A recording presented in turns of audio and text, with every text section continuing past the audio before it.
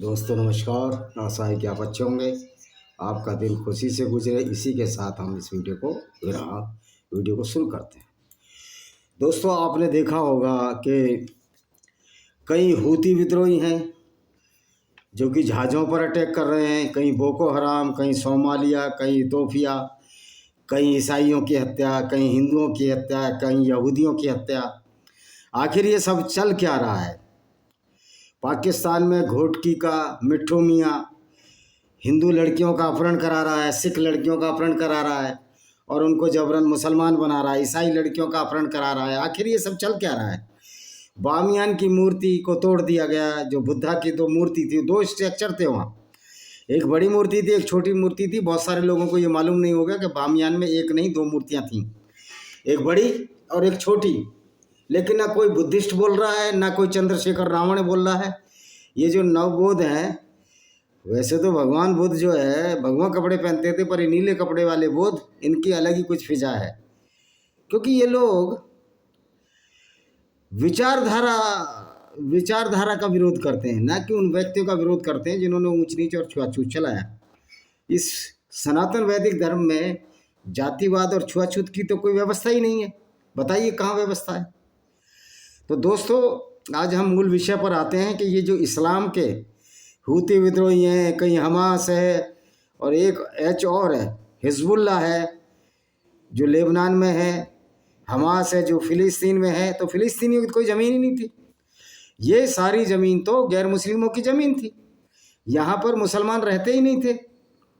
मुसलमान जब इस्लाम तो जब चला, जब मोहम्मद 40 साल के हो गए 610 में, तो फिर ये जो लूटपाट का सिलसिला है ये इस्लाम में कैसे आया?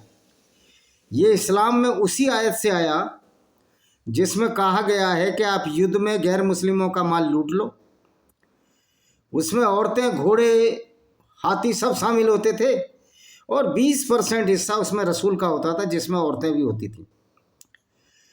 तो जब औरतें लूटने की खुली छूट इस्लाम में है, तो आप समझोगे कि औरतों की इज्जत इस्लाम करेगा? कभी नहीं करेगा। कुरान तो पूरी दुनिया में जलाई जा रही है। अगर नागपुर में कुरान जलाइए जैसे मैंने सुना है, देखो कुरान जलाने से कुछ नहीं होगा। हमारे मुस्लिम भाइयों को समझाना होगा कि आप इस तरह के पैगंबर को क्यों मानते हैं जो लूट का आदी था। क्योंकि पैगंबर ने जो आयत निकाली, कुरान में जिक्र है, उसको माले गनीमत कहते हैं।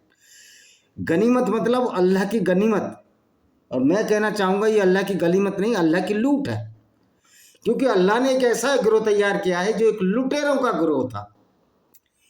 यद्यपि हम कितनी बार कह चुके हैं कि ये जो आइडियोलॉजी है, इस्लाम जो आइडियोलॉजी है, ये कोई अल्लाह की आइडियोलॉजी नहीं है। अल्लाह तो फैब्रिकेटेड था, मोहम्मद का बनाया हुआ अल्लाह था। मोहम्मद ने एक पात्र गढ़ा जिसको अल्लाह का नाम दिया और उसकी आड़ में सारी लूट, सारे कत्लो गारत किए।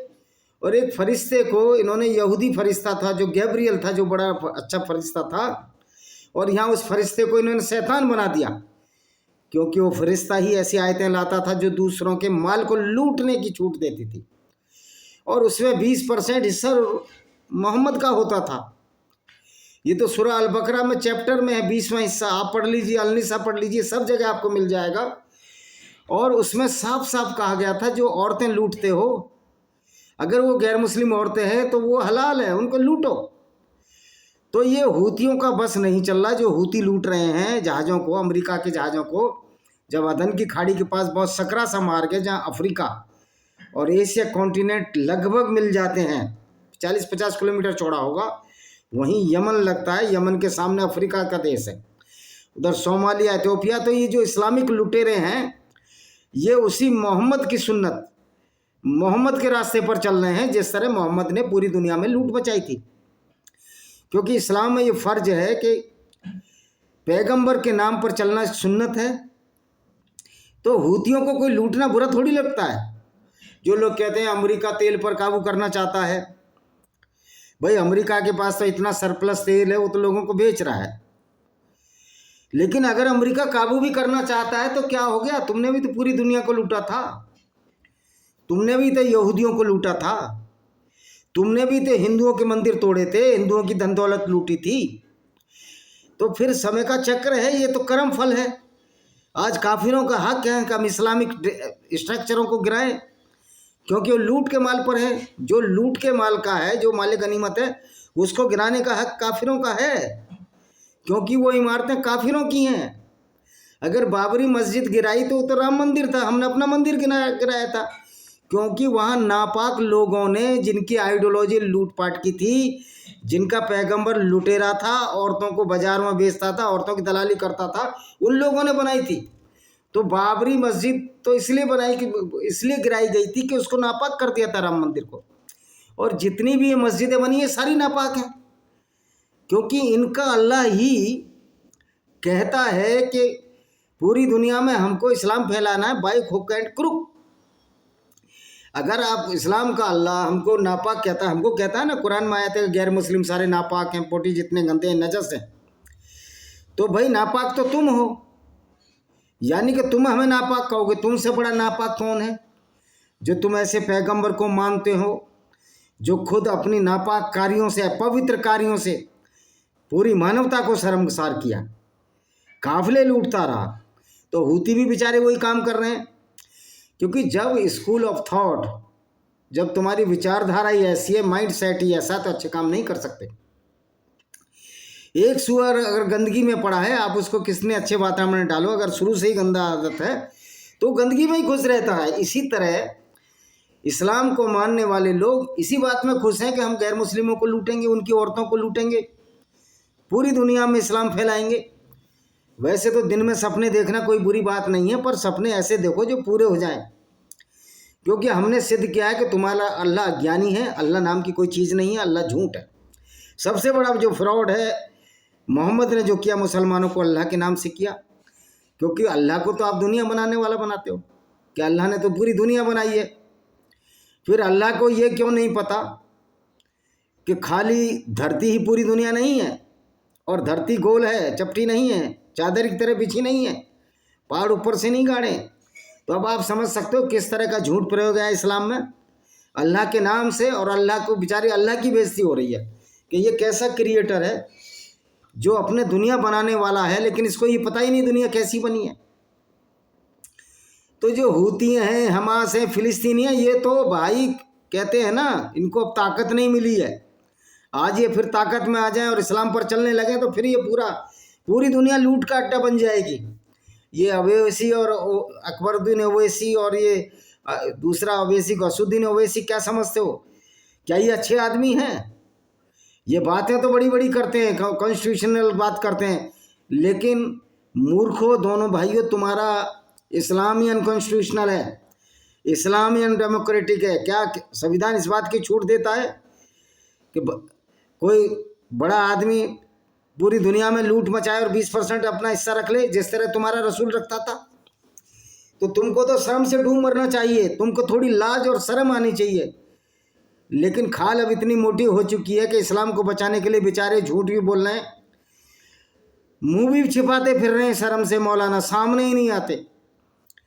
भाई कोई इस बात को कैसे रिकमेंड करेगा कि उसका पैगंबर लुटेरा था? कम से कम जो पैगंबर को मानते हैं वो तो नहीं करेंगे, लेकिन तुम्हारी किताबें पैगंबर की बेइज्जती कर रही हैं, बेहुरमती कर रही हैं, निरादर कर रही हैं। तुम्हारी किताबी तो कहती हैं कि पैगंबर लूटते थे, कभी बनु करेजा कबीले को लूटा, कभी तबूक की लड़ाई में लोगों को ये कहकर गए वहाँ ब्लाउंड आंखों वाली लड़कियाँ चलो वहाँ लूटने चलते हैं। तबूक की लड़ाई में जहाँ भी तुमने नज़र दौड़ाई औरतों के ऊपर दौड़ाई, और तू उस पर तुर रही है कि जो मोहम्मद के हिस्से में लड़की नहीं आती थी और वो खूबसूरत होती थी, तो मोहम्मद अपने साथियों से डरा धमकाकर अपना प्रभाव जमाकर मैं रसूल है वो औरतें छीन लेता था। ये सफिया बिन्त हुय्या के बारे में तो यही हुआ था। वो तो दूसरे मुसलमान दिया के हिस्से में आई थी, जो यहूदी औरत थी, लेकिन मोहम्मद की कामुक दृष्टि उस पर पड़ गई। मोहम्मद के दोस्तों ने, मित्रों ने, साहबियों ने, कंपेनियन से कहा कि वो औरत सुंदर है, कमसिन है, कम उम्र की है, गो कि मोहम्मद तो 54-55 साल का था, और फिर 17-18 साल की लड़की के साथ इसके पिता को मारा, उसके पति किनाना अलरबी को मारा, और उसी साथ ये उसके साथ इंटरकोर्स किया। ये कैरेक्टर है इसका। तो ये औरतों को और माल असवाब को, धन को लूटने का काम ही इस्लाम सिखाता है, उससे बरकस कोई काम नहीं सिखाता। अब पता नहीं इस बात में कितनी सच्चाई है। सैयद किरमानी ने अपना गुर्दा देने से मना कर दिया था, जो इंडिया का विकेट कीपर रहा है। तो ये कितने भी पढ़ लिख जाएं, कितने भी बड़े आदमी हो जाएं, ये मूर्खता में उलझे रहते हैं। और जो सच्चा मुसलमान है, अगर समी मोहम्मद कहता मैं सच्चा मुसलमान हूँ, इरफान पठान कहता मैं सच्चा मुसलमान हूँ, यूसुफ पठान कहता मैं सच्चा मुसलमान हूँ, मोहम्मद अजरुद्दीन कहता मैं सच्चा मुसलमान और इस्लाम पर चलता हूँ, तो ये आतंकवादी ही है। क्योंकि इस्लाम की शिक्षा तो ये कहती है ना कि गैर मुस्लिमों को जीने का हक ही नहीं है। वो तो नजस है, उनका माल लूटना है, उनकी औरतों को बाजारों में बेचना, गुलाम बनाना, इसमें कोई बुराई नहीं है। तो इस्लाम को मानने वाला जो भी बड़ा से बड़ा आदमी जो कहे मैं सच्चा मुसलमान हूँ, वो उतना ही बड़ा आतंकवादी है जितना बड़ा वो सच्चा मुसलमान है। क्योंकि इस्लाम की अल्टीमेट शिक्षा ही आतंकवाद है, इसके सिवा तो आतंकवाद कुछ है नहीं। आप बताइए इसके सिवा कुछ हो? तो मेरे दोस्तों, ये जो हूती कर रहे हैं, हमास कर रहा है, फिलिस्तीन कर रहा है, ये मोहम्मद की सुन्नत है। सुन्नत मीन्स शिक्षा है, मोहम्मद की शिक्षा ही लूट की शिक्षा है। अब भगवान अल्लाह तो है नहीं, अल्लाह को तो प्रूव भी नहीं कर सकते, इवन हम भी ईश्वर को प्रूव नहीं कर सकते। दुनिया बनाने वाला कोई है लेकिन उसको हमने देखा भी नहीं है, तो उसको डिसअप्रूव भी नहीं कर सकते, क्योंकि कोई तो है जो दुनिया चला रहा है। आप मानिए, पर कम से कम वो अल्लाह तो नहीं है जो दुनिया चला रहा है। हाँ, अल्लाह की जो आइडियोलॉजी है, झूठे अल्लाह की आइडियोलॉजी से वो मुसलमानों को लुटेरा हत्यारा बना रहा है। और गुस्सा इनके नाक पर धरा रहता है। भाई तुम्हारा पैगंबर लुटेरा है तो पैगंबर पर गुस्सा करो, गैर मुस्लिमों पर क्यों गुस्सा करते हो कि तुम्हारी पोल खुल रही है? भाई पोल तो तुम्हारी किताब खोल रही है, हम थोड़ी खोल रहे हैं। तो आपको समझ लेना चाहिए कि जब आपके घर ही काले हों, घर में ही चोरी का माल हो, घर में ही लूट का माल हो, तो आप डाकू और लुटेरे कहीं जाओगे। अगर आपके पैगंबर भी इसी तरह के काम करते थे तो इन्हीं बातों से तो आप नवाजे जाओगे, यही तो उपाधि आपको मिलेगी। अच्छी उपाधि तो मिल नहीं सकती, क्योंकि तुम्हारे काम ही अच्छे नहीं है, तो आप अच्छी उपाधि किधर से? तो जो हूती कर रहा है, हूती वही कर रहा है जो इसका इस्लाम की शिक्षा है, इस्लाम की सुन्नत है। इसलिए अमेरिका भी ठीक कर रहा है, क्योंकि इस्लाम हमेशा डंडे से काबू आता है, ऐसे काबू आ ही नहीं सकता। क्योंकि इस्लाम में धोखेबाजी की भी छूट है, जिसमें कहा गया है कि अगर आप संख्या में कम हो तो आप चुप लगाओ, हाँ में हाँ मिलाओ, और जैसे ही संख्या बढ़ाओ उन पर हावी हो जाओ। इसलिए इस्लाम में बच्चे अल्लाह की देन है, लेकिन बच्चों को खाना पीना ये भारत सरकार दे, ब्रिटेन की सरकार दे, फ्रांस की सरकार दे, फिर अल्लाह बच्चों को क्यों नहीं देता? अल्लाह ने तो कुछ दिया ही नहीं है मुसलमानों को। ये जो तेल की खोज 1935 में शायद हुई, ये भी यहूदी या ईसाई ने की तो तेल निकल आया, नहीं तो ये अल्लाह के बंदे जो अरब के रहने वाले लोग तो भूखे मरते थे, अल्लाह के नाम से मार काट करते थे, खून खराबा करते थे। तो ये जो अल्लाह इस्लाम का जो उदय हुआ, एक ऐसी जगह से उदय हुआ जहाँ धंधा था ही नहीं, भूखे नंगे लोग थे, एक दूसरे के काफिले लूटे करते थे। और उसी में एक व्यक्ति आया, अपने को पैगंबर घोषित कर दिया, और मजे की बात है उसके कोई कर्म नहीं बदले। उसने गुलामी प्रथा को भी बढ़ावा दिया, उसने खुद गुलाम खरीदे, औरतें खरीदी और बेची, औरतें गिफ्ट में ली। अब बताइए पैगंबर का काम है? जब पैगंबर ही लूट कर रहा है, 20% हिस्सा कुछ ले रहा है, तो हूती तो लूटेंगे, हमास वाले भी लूटेंगे, फिलिस्तीनी भी लूटेंगे, भारत में भी लूटमार करेंगे अगर इनमें ताकत होगी। क्योंकि इस्लाम की जो शिक्षा है ये बड़ी वाहियात शिक्षा है, एंटी इस्लाम, एंटी मुस्लिम, एंटी मानवता शिक्षा है। एंटी मुस्लिम तो नहीं है, प्रो मुस्लिम है। क्योंकि इस्लाम मुसलमानों को कोई अच्छे काम तो सिखाता नहीं है। एक तो विचारों को वैसे ही अज्ञानता के सागर में, भंवर सागर में डाल दिया है, चादर की तरह धरती बताकर। अब ये वक्फ बोर्ड पर आ जाते हैं गुंडागर्दी करने। भाई डंडा मजबूत नहीं रखोगे तो इस्लाम हावी होता है। इस्लाम को सिर्फ और ताकत के बल पर ही रोका जा सकता है। और ये जितने भी मौलाना हैं ये सारे के सारे आतंकवादी हैं। असुद्दीन ओवैसी से बड़ा तो कोई आतंकवादी नहीं। जो इस्लाम की शिक्षा पर चलता है और इस्लाम की शिक्षा देता है मदरसों में, वो सारे आतंकवादी हैं। चाहे अरशद मदनी हो, चाहे महमूद मदनी हो, जितने भी साजिद रसीदी हों, क्योंकि इस्लाम की शिक्षा ही ये है। ये कहता है कि वक्फ संपत्ति कानून संवैधानिक है। मैं असुद्दीन ओवैसी से हैदराबादी कुत्ते से पूछना चाहता हूं कि तुम्हारा तो इस्लाम ही संवैधानिक है, अनडेमोक्रेटिक है, जहां हमारा संविधान आर्टिकल 14 से लेकर आर्टिकल 18 तक समानता का अधिकार देता है सबको, 23 आर्टिकल 23 औरतों को समानता का अधिकार देता, तुम्हारा इस्लाम तो समानता का अधिकार नहीं देता। एक महमूद मदनी नाम का कुत्ता है, वो भी आया हुआ है वहाँ जंतर मंतर पर। तो ये लोग सारे आतंकवादी हैं। उसमें देखो कितने कितने लोग आ जाते हैं, राशिद अलवी, ये सारे एक हो जाते, ये राक्षसों का समूह एक हो जाता है, क्योंकि राक्षसी प्रवृत्ति होती है यूनाइटेड होने की। अब अगर खून की जरूरत होगी तो खून देंगे, ये इमरान मसूद कह रहा है। इमरान मसूद, तुमको शर्म आनी चाहिए कि तुम वो लोग हो जो राजपूत से तलवार के डर से सलवार पहने। वक्फ बोर्ड बिल्कुल ख़त्म होगा, चाहे इसके लिए कुछ भी हो जाए। इस्लामी गुंडागर्दी को भारत से नहीं पूरी दुनिया से विदा करना है। और हमें अपने मुस्लिम भाइयों को भी समझाना है कि आप लोग ऐसे पैगंबर को मानते हो, थोड़ी बहुत गैरत नहीं आती। लोग कहते हैं ऐसा कहीं नहीं लिखा, तो आप पढ़ते ही कुछ नहीं हो ना। आपको तो मौलाना बेवकूफ़ बना देते हैं, जैसा चाहते हो जैसा चाहते हो। और वक्फ बोर्ड तो होगा पास, वक्फ बोर्ड को ही ख़त्म कर देना चाहिए। ऐसे राक्षसों की कोई ज़रूरत नहीं, ऐसी विचारधारा वालों की इस देश में कोई ज़रूरत नहीं कि जो सिर्फ इसी बात पर कि कोई गैर मुस्लिम है उसको कत्ल करना, जिनका इस्लाम सिखाता हो। ऐसी राक्षसी प्रवृत्ति लोगों की भारत में ज़रूरत नहीं, पूरी दुनिया में ज़रूरत नहीं है। हमें औरंगजेब की कब्र चाहिए नहीं, औरंगजेब का तो कब्र को खोद देना चाहिए, क्योंकि ये गुंडागर्दी का प्रिय है, इस्लाम का प्रिय है। लोग कहते हैं, मूर्ख लोग कहते हैं औरंगजेब ने मंदिरों को भी दान दिया था। मैं ये मूर्खों से पूछना चाहता हूँ कि औरंगजेब क्या पागल था, विक्षिप्त था, जो पहले मंदिर तोड़ता था फिर मंदिरों को दान देता था? ये भी झूठ फैलाया गया। तो इस्लाम सिर्फ डंडे से और ताकत और भय से डरता है। आप ये बताइए, दूसरों को कत्ल करने की बात कहना अपराध है? दूसरों को कत्ल करने की बात कहना अपराध है? दूसरों की औरतों को लूटना अपराध है? दूसरों के माल को माले गनीमत बनाकर अपना बना लेना अपराध है? तो ये संविधान की इज्जत कहाँ हुई है? तो संविधान की निरादर करता है इस्लाम। और फिर बाबा अम्बेडकर के जो भगत कहते हैं कि हम तो संविधान को मानते हैं, तुम घंटा संविधान को नहीं मानते, तुम्हें संविधान की अकल ही नहीं है, तुम मूर्ख लोग हो। बाबा साहब अम्बेडकर का संविधान जब बराबरी का दर्जा देता है, इस्लाम तो बराबरी का दर्जा नहीं देता। इस्लाम तो लूटपाट की खुली छूट देता है। और ये चारा चोर जैसे लोग जो चारा खा रहे हैं, बेशरम एमएलए बन जाते हैं, इनको लानत, इनको बिल्कुल भी शर्म नहीं आती। बेशर्मों का झुंड जो राजनेताओं में, बेईमानों का झुंड, इनको पब्लिक जब सड़क पर जूते मारेगी तब इनको समझ में आएगी कि सच्चाई क्या होती है।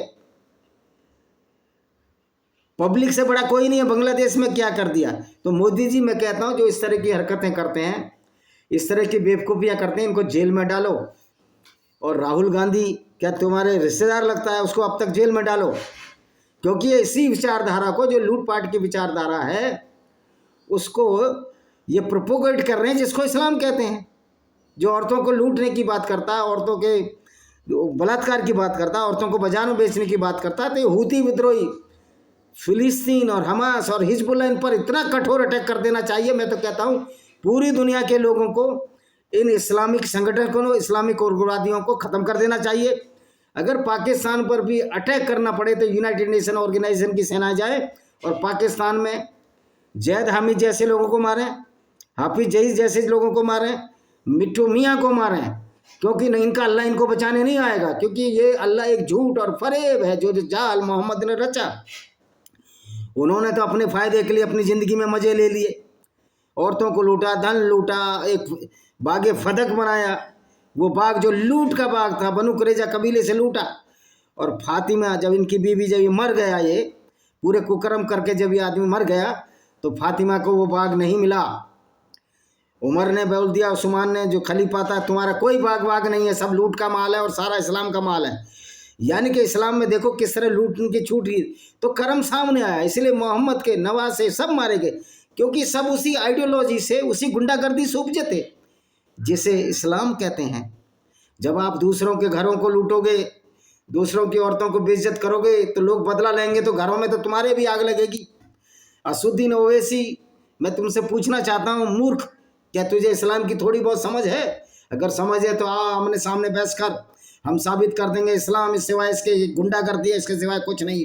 पूरी दुनिया में इस्लाम बर्बाद करने में लगा हुआ है। आज सारे गैर मुस्लिमों को, सारे मानवतावादियों को इकट्ठा होने की जरूरत है। इस इस्लामिक आइडियोलॉजी को ख़त्म करने की जरूरत है, समूल विनष्ट करने की जरूरत है। नहीं, इस्लाम आपको लील जाएगा और आप देख। और कुछ मूर्ख हमारे सिख भाई भी गुरु गोविंद सिंह के 4 बच्चे कत्ल कर दिए, आज उस इस्लामी गुंडागर्दी का साथ दे रहे हैं।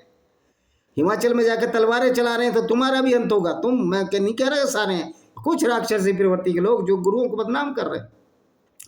वैसे भी आप ये बताइए, अब मैं गुरुओं पर तो कोई आक्षेप नहीं लगा रहा, गुरु जी ने भी क्या उखाड़ लिया इस्लाम का।